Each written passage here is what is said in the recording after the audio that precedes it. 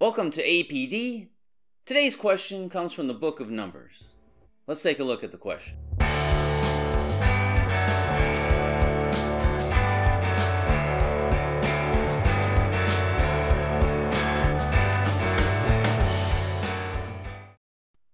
Now, most people are unfamiliar with this story, so let me give you a quick synopsis.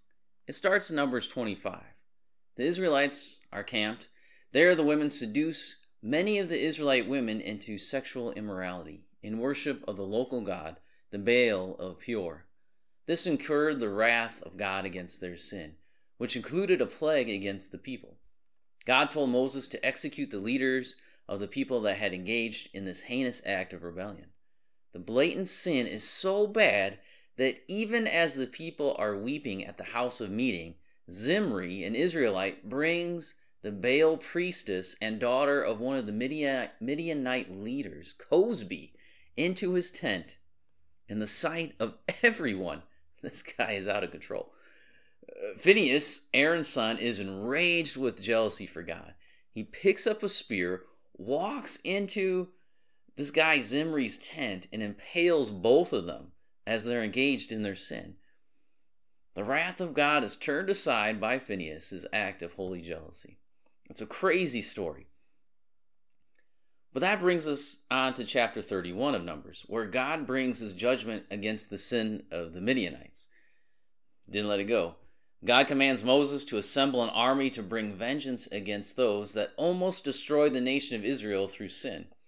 The army goes out and kills the male soldiers, but lets the women and children live. As they return with the spoils of the battle, Moses goes ballistic on them. He can't fathom why they didn't kill the women. The women, after all, were the ones that seduced the men into the sin in the first place. They were the downfall. But Moses says that the boys and the women that were not virgins had to die. They couldn't come into the camp. But, he says, the girls who were virgins could live and be taken. So the question is, why did Moses let the young girls live since the older women and boys had to die? First, we see that this is an unusual battle. God did not say that the Midianites were to be devoted to destruction, which is when every living person and animal is killed and their stuff is burned. So Moses wasn't wrong for letting the girls live, since they weren't devoted to destruction. Moses gives the reason for the death of the women. He says, "These, on Balaam's advice, caused the people of Israel to act treacherously against the Lord in the incident of Peor, and so the plague came among the congregation of the Lord." The harder question is, why did all the little boys have to die? Why all the children? The answer probably lies in inheritance. Even if the boys were taken as servants, as they got older, they might endanger the inheritance of the Israelites. Killing the boys would prevent any Midianites from claiming land in the future. Or it would prevent an uprising within Israel of these, once the boys grew up to be men, they'd be fighting men. And you have men who are of a fighting age amongst the Israelites. Not a good idea. So the young girls, then, those who were virgins, they were to become property of the men of Israel. They were taken as servants. They would live their lives in servitude to the men that their mothers were trying to actively destroy.